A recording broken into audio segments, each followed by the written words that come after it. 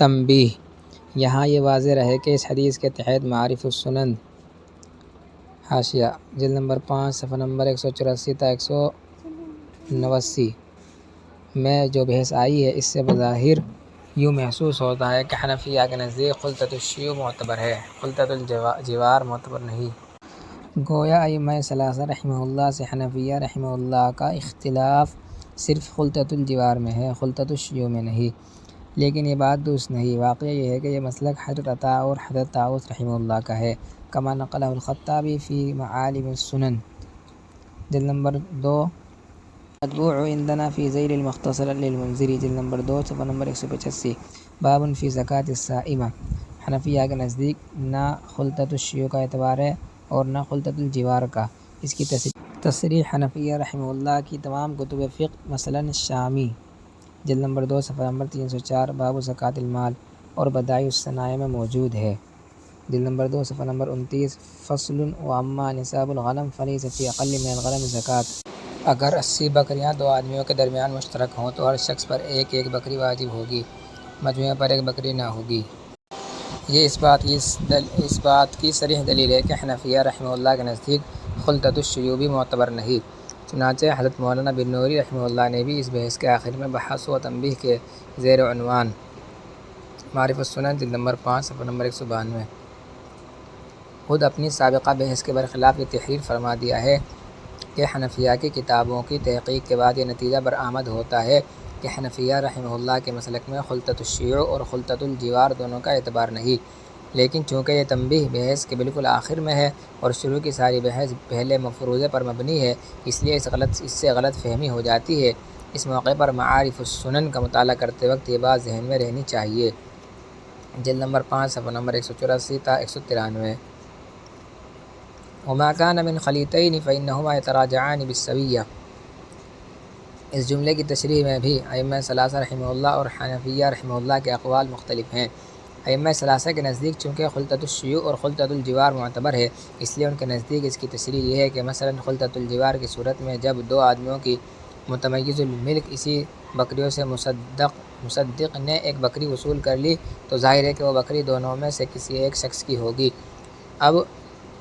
وہ شخص جس کی بکری مصدق نے لے لی ہے، آدھی بکری کی قیمت دوسرے شخص سے وصول کر لے گا۔ اور خلطۃ الشیوع کی صورت میں ان کے نزدیک تراجع کی صورت یہ ہے کہ مثلاً دو آدمیوں کے درمیان 15 اونٹ نصف مشاعاً مشترک تھے اور مصدق نے ان کے مجموعے سے 3 بکریاں وصول کر لی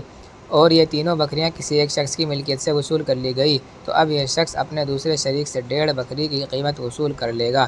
حنفیہ رحمہ اللہ کے نزدیک خلطۃ الجوار کی صورت میں تو تراجع کا کوئی سوال نہیں، اس لیے کہ دونوں کی املاک متمیز ہیں اور ہر شخص کی ملک سے الگ زکوٰۃ وصول ہوگی۔ اور خلطۃ الشیوع کی صورت میں اگر دونوں کے حصے مساوی ہیں تو تراجع صرف اس صورت میں ہو سکتا ہے جب زکوٰۃ کسی ایک شخص کی متمیز ملک سے وصول کر لی گئی ہو، ورنہ نہیں۔ مثلاً دو آدمیوں کے درمیان 15 اونٹ مشاعاً مشترک ہوں تو حنفیہ رحمہ اللہ کے نزدیک ہر شخص پر ایک بکری واجب ہوگی، کیونکہ ہر شخص کا حصہ 7 صحیح 1/2 7.5 اونٹ ہے، جس پر ایک بکری واجب ہوتی ہے۔ اب اگر یہ دونوں بکریاں کسی ایک ہی شخص کی ملکیت سے وصول کر لی گئیں تو وہ شخص اپنے دوسرے شریک سے ایک بکری یا اس کی قیمت وصول کر لے گا، اور اگر یہ بکریاں بھی نصف مشترک تھیں تو تراجع کا کوئی سوال نہیں۔ یہاں تک تراجع کی صورتیں بالکل واضح ہیں، لیکن خلطۃ الشیوع کی صورت میں جب شریکوں کے حصے متفاوت ہوں تو حنفیہ کے نزدیک تراجع کی صورتیں قدر دقیق ہیں۔ حنفیہ رحمہ اللہ کے نزدیک اگرچہ اس صورت میں زکوٰۃ کا وجوب تو مجموعے پر نہیں ہوتا بلکہ ہر شخص پر اپنے حصے کے حساب سے ہوتا ہے، لیکن مصدق کو شرعاً یہ اختیار ہے کہ وہ دونوں شریکوں کو تقسیم پر مجبور کرنے کے بجائے وصولیابی مشترک مال سے کر لے۔ علامہ کاسانی رحمہ اللہ نے بدائع الصنائع جلد نمبر 2 صفحہ نمبر 30 فصل واما نصاب الغنم الاخری میں اس کی وضاحت یوں فرمائی ہے کہ اگر 80 بکریاں دو آدمیوں کے درمیان اثلاثاً مشاع ہوں، یعنی مجموعے کے 2 ثلث 2/3 زید کے ہوں اور 1 ثلث 1/3 عمرو کا ہو، تو زید پر زکوٰۃ میں 1 بکری واجب ہے کیونکہ اس کا حصہ 40 بکریوں سے زائد ہے، اور عمرو پر کچھ حصہ واجب نہیں کیونکہ اس کا حصہ کل 26 صحیح 2/3 بکریوں کے برابر اور نصاب سے کم ہے۔ اس کا اصل تقاضا تو یہ تھا کہ مصدق صرف زید سے اس کی تنہا مملوک بکری وصول کرے، لیکن اگر زید کے پاس کوئی غیر مشترک بکری نہیں ہے تو شرعاً مصدق کے لیے جائز ہے کہ وہ ان مشترک بکریوں ہی میں سے ایک بکری لے جائے۔ اب اگر مصدق ان 80 بکریوں میں سے ایک بکری لے گیا تو عمرو کو حق ہوگا کہ وہ زید سے ایک ثلث بکری کی قیمت وصول کر لے، کیونکہ جو بکری مصدق لے گیا مشاع ہونے کی وجہ سے اس کا ایک ثلث عمرو کی ملکیت تھا اور عمرو پر زکوٰۃ واجب نہ تھی، لہٰذا اس کی 1/3 بکری زید کی زکوٰۃ کے حساب میں چلی گئی جسے وہ زید سے وصول کرنے کا حقدار ہے۔ اسی طرح اگر زید اور عمرو کے درمیان 120 بکریاں اثلاثاً مشاع ہوں، یعنی مجموعے کے 2 ثلث زید کے ہوں اور 1 ثلث عمرو کا، تو حنفیہ کے نزدیک دونوں پر ایک ایک بکری واجب ہے، کیونکہ زید کا حصہ 80 کے برابر ہے اور عمرو کا حصہ 40 کے برابر، اور 40 پر بھی ایک بکری واجب ہوتی ہے، اور اسی پر بھی اس کا اصل تقاضا تو یہ تھا اور 80 پر بھی اس کا اصل تقاضا تو یہ تھا کہ مصدق زید اور عمرو دونوں سے ایک ایک ایسی بکری وصول کرے جس میں شرکت نہ ہو، لیکن اگر ان کے پاس غیر مشترک بکریاں نہیں ہیں تو مصدق کو شرعاً یہ اختیار ہے کہ وہ مشترک بکریوں ہی میں سے دونوں کی زکوٰۃ وصول کر لے۔ چنانچہ اگر مصدق ان مشترک بکریوں میں سے 2 بکریاں لے گیا تو اب زید کو یہ حق ہے کہ وہ عمرو سے 1/3 بکری کی قیمت وصول کر لے۔ اس کی وجہ یہ ہے کہ مشاع ہونے کی وجہ سے ہر بکری ان دونوں کے درمیان اثلاثاً مشترک تھی، چنانچہ جو 2 بکریاں زکوٰۃ میں گئی ان میں سے ہر بکری کا 2/3 زید کا اور 1/3 عمرو کا تھا۔ اس طرح زید کی ملکیت میں سے 4/3 بکریاں چلی گئی، جبکہ اس پر صرف 3/3 یعنی 1 مکمل بکری واجب تھی، اور عمرو کی ملکیت سے صرف 2/3 بکری گئی، جبکہ اس پر بھی 3/3 یعنی 1 مکمل بکری واجب تھی، لہٰذا عمرو 1/3 بکری کی قیمت زید کو ادا کرے گا۔ حاشیہ: مثلاً اگر 2 بکریوں کی قیمت 30 روپے کے حساب سے 60 روپے ہو تو ان 60 میں سے 40 زید کے حصے ہوں گے اور 20 عمرو کے۔ پھر چونکہ عمرو کی جانب سے پوری 1 بکری زکوٰۃ میں ادا کی گئی جس کی قیمت 30 روپے تھی، تو گویا اس کی جانب سے زکوٰۃ میں 30 روپے ادا کیے گئے، جن میں سے صرف 20 اس کی ملکیت تھے اور 10 زید کی، لہٰذا زید اب یہ 10 روپے عمرو سے وصول کرے گا۔ مرتب خلقۃ الشیوع کی صورت میں تراجع کی یہ شکلیں صرف حنفیہ ہی کے مسلک پر درست ہو سکتی ہیں، لیکن جو حضرات خلقۃ الشیوع کی صورت میں مجموعے پر زکوٰۃ واجب قرار دیتے ہیں ان کے مسلک پر ان شکلوں میں کوئی تراجع نہیں ہوگا، کیونکہ ان کے نزدیک شرکاء کے انفرادی وجوب کا کوئی اعتبار ہی نہیں ہے۔ فافہم فإن هذا المقام من مسائل الافہام واللہ سبحانہ اعلم۔ کمپنی پر زکوٰۃ کا مسئلہ۔ مذکورہ بالا تفصیل سے ہمارے زمانے کی مشترک سرمایہ کی کمپنیوں کا حکم بھی معلوم ہو سکتا ہے۔ اس کی تفصیل یہ ہے کہ ہمارے زمانے میں شرکت کی ایک نئی قسم رائج ہے جسے کمپنی کہتے ہیں۔ پہلے شرکت محدود پیمانے پر صرف چند افراد کے درمیان ہوتی تھی جو آپس میں ایک دوسرے کو جانتے تھے، لیکن اب کمپنیوں کا جو نظام رائج ہوا ہے اس میں ہوتا یہ ہے کہ چند افراد یہ اعلان کرتے ہیں کہ ہم فلاں کاروبار شروع کرنا چاہتے ہیں، اس میں اتنے سرمایے کی ضرورت ہوگی، جو شخص چاہے اس کاروبار میں ہمارے ساتھ حصہ لے کر شامل ہو جائے۔ اس غرض کے لیے وہ ایک حصے کی رقم بھی متعین کر دیتے ہیں۔ مثلاً کاروبار میں کل سرمایہ 10 لاکھ روپے درکار ہے تو کہتے ہیں کہ 100 روپے کا ایک حصہ ہوگا اور کل 10,000 حصے ہوں گے۔ اب جو شخص جتنے حصص چاہے لے لے، چنانچہ بہت سے لوگ پیسے دے کر یہ حصہ لے لیتے ہیں۔ ان حصوں کو عربی میں اسہم اور انگریزی میں شیئرز کہتے ہیں، اور کاروبار کا منافع ان حصص کے مالکان میں بقدر حصص تقسیم ہوتا ہے۔ اسی طرح ایک کمپنی میں سینکڑوں افراد شریک ہوتے ہیں جو بسا اوقات ایک دوسرے کو جانتے بھی نہیں۔ پھر چونکہ کمپنی کے مشترک امور کی انجام دہی کے لیے ان سب افراد کا جمع ہونا تقریباً ناممکن ہے، اس لیے عملی سہولت کی غرض سے آج کل کے قانون میں کمپنی کو شخص قانونی کہا جاتا ہے، یعنی یہ کمپنی قانونی اعتبار سے ایک فرد کے حکم میں ہوتی ہے اور اس پر وہ تمام احکام عائد ہوتے ہیں جو ایک فرد پر ہوتے۔ پھر کمپنی کے یہ حصص بازار میں فروخت بھی ہوتے ہیں اور کاروبار کے نفع بخش ہونے کے اعتبار سے ان حصوں کی بازاری قیمتیں گھٹتی بڑھتی بھی رہتی ہیں۔ بعض اوقات 100 روپے کا حصہ 150 میں فروخت ہوتا ہے اور بعض اوقات اس کی قیمت کل 80 روپے رہ جاتی ہے۔ شرکت کی اس نئی قسم سے متعلق فقہی طور پر کئی سوالات پیدا ہوتے ہیں۔ ایک یہ کہ شریعت میں شخص قانونی معتبر ہے یا نہیں۔ دوسرے یہ کہ اس کمپنی پر بحیثیت کمپنی زکوٰۃ واجب ہے یا نہیں۔ تیسرے یہ کہ کمپنی کے حصے داروں پر انفرادی طور سے زکوٰۃ واجب ہے یا نہیں۔ چوتھے یہ کہ اگر انفرادی حصوں پر زکوٰۃ واجب ہے تو حصے کی پوری قیمت پر زکوٰۃ واجب ہوگی یا اس کے صرف اتنے حصے پر جو اموال قابل زکوٰۃ کے مقابل ہے۔ پانچویں یہ کہ اگر انفرادی حصوں کی قیمت پر زکوٰۃ واجب ہے تو زکوٰۃ میں حصے کی اصل قیمت معتبر ہوگی یا اس وقت کی بازاری قیمت۔ ان سوالات کے جواب میں یہاں صرف اتنا خلاصہ سمجھ لیجیے کہ حنفیہ رحمہ اللہ کے نزدیک چونکہ خلطۃ الشیوع معتبر نہیں ہے اس لیے ان کے یہاں شرکت میں شخص قانونی کا اعتبار نہیں۔ اگرچہ وقف زمین کی زرعی پیداوار پر حنفیہ رحمہ اللہ کے نزدیک جو عشر واجب ہے اس کو زکوٰۃ کے معاملے میں شخص قانونی کی ایک مثال کہا جا سکتا ہے،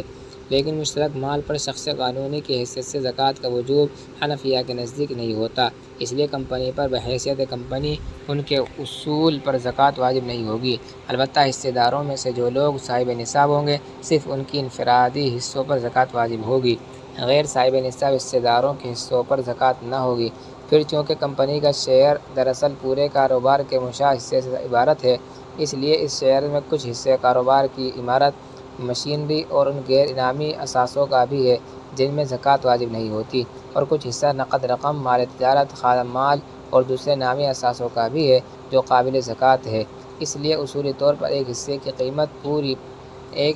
کی پوری قیمت پر زکوٰۃ واجب نہیں، بلکہ اس شیئر کی بھی صرف اس حصے پر زکوٰۃ ہے جو نامی اثاثوں کے مقابل ہو۔ لہٰذا اصلاً ہر حصے دار کو یہ حق ہے کہ وہ یہ معلوم کرے کہ کاروبار کا کتنا حصہ غیر نامی اثاثوں پر اور کتنا نامی اثاثوں پر مشتمل ہے، اور اسی تناسب سے اپنے شیئر کے صرف اتنے حصے کی زکوٰۃ ادا کرے جو نامی اثاثوں کے مقابل ہے۔ مثلاً کسی کاروبار کے نامی اثاثے پورے کاروبار کا 75% ہیں اور حصہ 100 روپے کا ہے تو ہر حصے کے صرف 75 روپے پر زکوٰۃ واجب ہوگی، لیکن چونکہ ہر حصے دار کو اس بات کا معلوم کرنا اور اس کا حساب لگانا مشکل ہے اس لیے احتیاط اسی میں ہے کہ پورے حصے کی قیمت کی زکوٰۃ ادا کر دے۔ اب صرف یہ سوال رہ جاتا ہے کہ حصے کی اصل قیمت معتبر ہوگی یا بازاری قیمت۔ چونکہ حصص کی قیمتوں میں اتار چڑھاؤ کاروبار کی مجموعی قیمت کے اعتبار سے ہوتا ہے، یعنی کاروبار میں نفع زیادہ ہوتا ہے تو حصص کی قیمت بڑھ جاتی ہے، نقصان ہوتا ہے تو گھٹ جاتی ہے، اس لیے ہر حصے کی وہ قیمت معتبر ہوگی جو وجوب زکوٰۃ کے دن بازار میں طے ہوئی ہو اور اسی پر زکوٰۃ واجب ہوگی۔ مثلاً اگر 100 روپے کا حصہ بازار میں 120 روپے کا بک رہا ہے تو حصہ 120 روپے ہی کا سمجھا جائے گا اور اسی پر زکوٰۃ واجب ہوگی، اور اس کی مثال ایسی ہے جیسے کسی شخص نے سامان تجارت شروع میں 1000 روپے میں خریدا ہو اور سال کے ختم ہونے تک اس کی قیمت 1200 روپے ہو گئی ہو تو اب زکوٰۃ 1200 روپے پر آئے گی نہ کہ 1000 روپے پر۔ مصر کے بعض علماء مثلاً ابو زہرہ وغیرہ نے کمپنی کے حصص کے بارے میں یہ خیال بھی ظاہر کیا ہے کہ چونکہ حصص کی عام خرید و فروخت ہوتی ہے اور اس کے لیے ایک مستقل مارکیٹ بازار حصص کے نام سے ہوتا ہے اس لیے یہ حصص بذات خود عروض تجارت بن گئے ہیں اور محض احتیاط کی بنا پر نہیں بلکہ اصل مسئلے کی روح سے ان کی پوری بازاری قیمت پر زکوٰۃ واجب ہے۔ یہ بات قابل غور تو ہے، لیکن حنفیہ رحمہ اللہ کے عام اصول کے لحاظ سے حصص پر عروض تجارت کی حیثیت میں زکوٰۃ اس وقت واجب ہوگی جب کسی شخص نے ان کو تجارت کی نیت ہی سے خریدا ہو، ورنہ نہیں۔ یہ ساری تفصیل حنفیہ رحمہ اللہ کے اصول کے مطابق تھی، لیکن شافعیہ رحمہ اللہ اور حنابلہ کے اصول پر زکوٰۃ حصے داروں کے انفرادی حصص پر نہیں بلکہ کمپنی پر بحیثیت کمپنی واجب ہوگی، اس لیے کہ ان کے نزدیک خلطۃ الشیوع جس طرح صوائب میں معتبر ہے اسی طرح نقود اور عروض تجارت میں بھی معتبر ہے، جیسا کہ علامہ نووی رحمہ اللہ نے شرح المہذب صفحہ نمبر 413 جلد 5 میں اس کی تصریح فرمائی ہے۔ البتہ ان کے اصول کے مطابق کمپنی پر زکوٰۃ واجب ہونے کے لیے شرط یہ ہوگی کہ کمپنی کے تمام حصے دار مسلمان ہوں، کیونکہ ان کا اصول یہ ہے کہ اگر شرکاء میں کوئی ایک بھی غیر مسلم ہو تو زکوٰۃ کے حق میں خلطۃ الشیوع معتبر نہیں ہوتا، کما فی شرح المہذب جلد نمبر 5 صفحہ نمبر 409۔ لہٰذا اگر کسی کمپنی کے حصے داروں میں غیر مسلم بھی شامل ہوں تو ان کے اصول کے مطابق زکوٰۃ کمپنی پر بحیثیت کمپنی واجب نہ ہوگی بلکہ حصے داروں پر انفراداً واجب ہوگی۔ اس صورت میں ان کے اصول پر بھی وہی تفصیل ہوگی جو حنفیہ رحمہ اللہ کے اصول پر ہوتی ہے، لیکن بہر صورت اگر کمپنی کے تمام شرکاء مسلمان ہوں تو شافعیہ کے اصول کے مطابق زکوٰۃ کمپنی پر بحیثیت کمپنی واجب ہوگی، اگرچہ بعض حصے دار انفرادی طور پر صاحب نصاب نہ ہوں، اس لیے کہ شافعیہ اور حنابلہ کے نزدیک خلطۃ الشیوع کی صورت میں اگر شرکاء کا انفرادی حصہ نصاب تک نہ پہنچتا ہو لیکن مجموعہ نصاب تک پہنچ جائے تب بھی مجموعے پر زکوٰۃ واجب ہوتی ہے۔ البتہ مالکیہ رحمہ اللہ کے نزدیک چونکہ خلطۃ الشیوع کے معتبر ہونے کے لیے یہ شرط ہے کہ ہر شریک کا انفرادی حصہ نصاب تک پہنچتا ہو، کما فی شرح المہذب جلد نمبر 5 صفحہ نمبر 407۔ اس لیے اگر کمپنی کے کچھ حصے دار صاحب نصاب نہ ہوں تو ان کے نزدیک کمپنی پر بحیثیت کمپنی زکوٰۃ نہ ہوگی بلکہ صرف صاحب نصاب حصے داروں پر انفراداً زکوٰۃ آئے گی۔ اس سے واضح ہو گیا کہ زکوٰۃ کے معاملے میں شافعیہ اور حنابلہ کے نزدیک مسلمانوں کی کمپنی شخص قانونی کی حیثیت رکھتی ہے، یعنی کمپنی تقدیراً ایک شخص کے حکم میں ہے۔ البتہ اتنا فرق ہے کہ موجودہ قوانین کے تحت شخص قانونی کا اعتبار اس حد تک کیا جاتا ہے کہ سرکاری ٹیکس عائد کرتے وقت اس کو حصے داروں کے علاوہ ایک مستقل وجود قرار دیا جاتا ہے، لہذا کمپنی پر بحیثیت کمپنی الگ ٹیکس عائد ہوتا ہے اور ہر حصے دار پر اس کے حصے کے لحاظ سے الگ ٹیکس لگایا جاتا ہے۔ لیکن چونکہ زکوٰۃ کے معاملے میں حاشیہ السنیہ دہرائی ہوئی بات، اس کی جمع سنیہ آتی ہے۔ زکوٰۃ کے معاملے میں سنیہ یعنی ایک ہی شخص پر ایک ہی سال میں ایک ہی مال کے اعتبار سے 2 مرتبہ زکوٰۃ عائد کرنا بنص حدیث ممنوع ہے۔ حاشیہ بخاری میں طلحہ ابن عبید اللہ کی روایت میں حضرت زمام ابن ثعلبہ رضی اللہ تعالیٰ عنہ کے بارے میں مروی ہے، وذکر لہ رسول اللہ صلی اللہ علیہ وسلم الزکاۃ قال هل علی غیرها قال لا الا ان تطوع، جلد نمبر 1 صفحہ نمبر 12، باب الزکاۃ من الاسلام۔ اس لیے شافعیہ رحمہ اللہ کے نزدیک جب زکوٰۃ کمپنی پر واجب ہوگی تو اسی سال کمپنی کے حصے داروں پر اپنے حصص کی زکوٰۃ واجب نہ ہوگی، کیونکہ کمپنی کے ذیل میں ان کے حصص کی زکوٰۃ ایک مرتبہ نکل گئی، اب دوبارہ حصص پر وجوب نہ ہوگا۔ واللہ سبحانہ وتعالی عالم بالصواب والیہ المرجع والمآب۔